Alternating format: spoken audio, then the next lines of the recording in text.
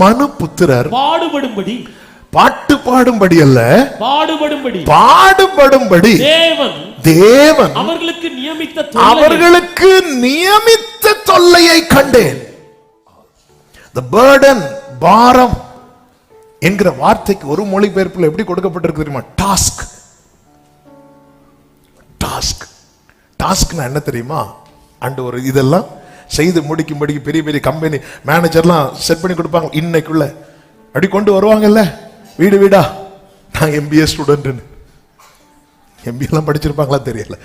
ஐயா இதை வாங்கிருங்க, இதை வாங்கிருங்க, இதை வாங்கிருங்க, இது அப்படி இல்லப்பா எங்கள்கிட்ட இருக்கு சார், இன்னைக்குள்ள எனக்கு 1000 rupees சேல்ஸ் பண்ணும் சார், நீங்க ஏதாவது வாங்கிருங்க சார் அப்படி. ஏன்னா அன்னைக்கு அவங்களுக்கு அதை வச்ச டாஸ்க்.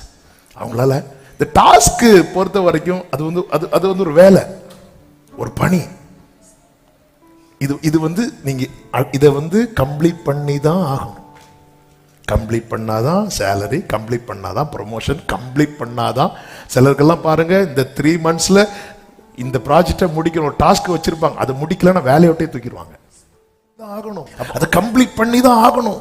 அதே போலதான் நம்முடைய வாழ்க்கையில சிலதை கர்த்தர் செட் பண்ணி வைத்திருப்பார். இது வந்து நம்முடைய மனசு, ஐயோ செட் பண்ணிட்டாங்களே. காலேஜ்ல அட்மிஷனுக்கு வச்சிருப்பாங்க, ஒவ்வொரு ஸ்டாஃபுக்கு வச்சிருப்பாங்க, இதுக்குள்ள இவ்வளவு ஓடுவாங்க பாருங்க எப்படியாவது. அதெல்லாம் உங்களுக்கு இதெல்லாம் விரும்பி செய்யற காரியம் நினைக்கிறீங்க? ஐயோ ஆவே பாடா, இந்த இடம் அட்மிஷன் போட்டாச்சு. எனக்கு தெரிஞ்ச ஒரு சகோதரன், இந்த இடம் அட்மிஷன் போட்டாச்சு, 100 பேரை பிடிச்சு கொடுக்க சொன்னாங்க, நான் 126 பேரை போறவங்களெல்லாம் பிடிச்சு கொடுப்பான். பிடிச்சு இங்க வாங்க, எதுக்கோ கூப்பிடாங்க, உள்ள போன அட்மிஷன் போட்டுருவாங்க, வெளியே போக முடியாது. ஆமென். ஆண்டவர் இப்படி வந்து செட் பண்ணி வச்சிருக்கிறாராம்.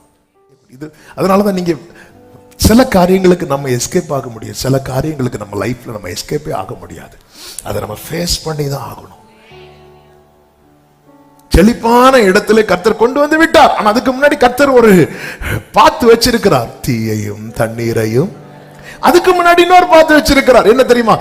மனுஷர் எங்கள் தலையின் மேல், எங்கள் இடுப்பு மேல பாரத்தை.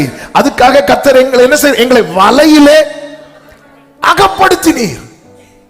தீயையும் தண்ணீர், ஆண்டவர் சில பாத்து இப்படிதான் செட் பண்ணி வச்சிருக்கிறார். இது நியமித்தது.